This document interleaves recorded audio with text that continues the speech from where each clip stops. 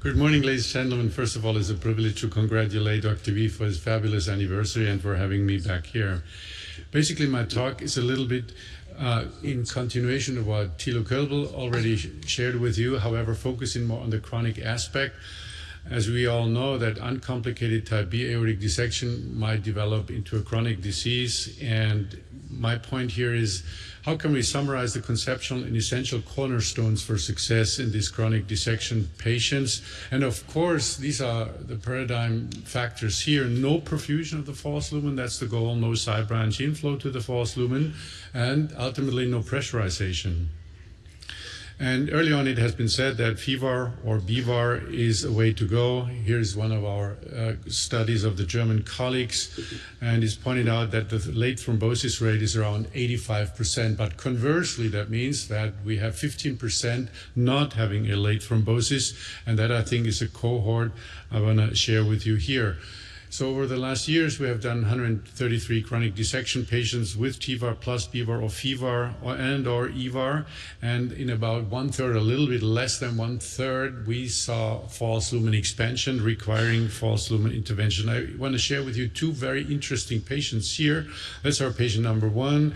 She has had previously Tevar for dissection, and then she showed over the years continuing expansion of the false lumen, and then we tried to fix it with a fenestrated EVAR, as you can see here. However, that unfortunately was not the end of the story, because after a couple of more years, she continuously showed chronic expansion of the false lumen. As you can appreciate here, the flow here. And if we closely monitor or look at CT where that comes from, then it's a cross flow from the intercostal or bronchial arteries.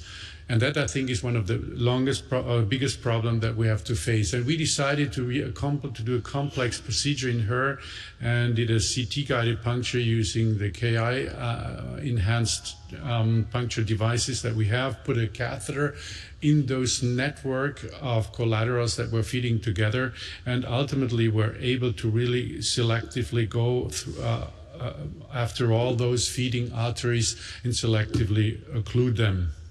And we finished up with some glue to make sure that the inflow portion is really sealed off. Another patient, very similar situation. Again, he had a chronically expanding false lumen situation after Tevar, and he got again a fever as the previous patient. However, we left on common iliac or an external iliac intimal tear open, and we're hoping that that would seal off by itself, but it did not. The same thing as with the previous patient.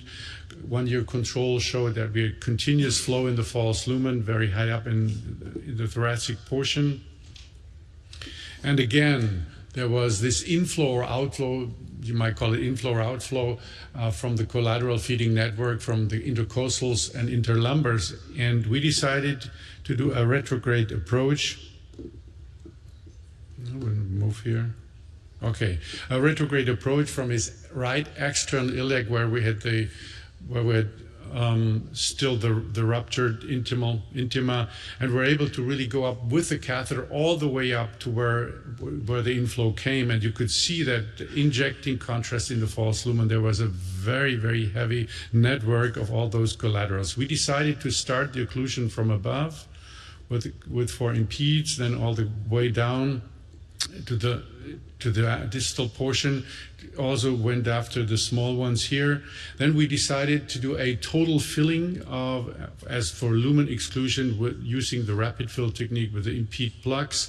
And ultimately, we had to finish up occluding the access from to the false lumen here in the common iliac, and finishing up with an IBD device. So a very complex situation to really tackle those false lumen pressurization, and that's the end result 1 year after the previous complex procedure. So in conclusion, after Fevar, Bevar for dissection, there might be a false lumen intervention need in up to 30%.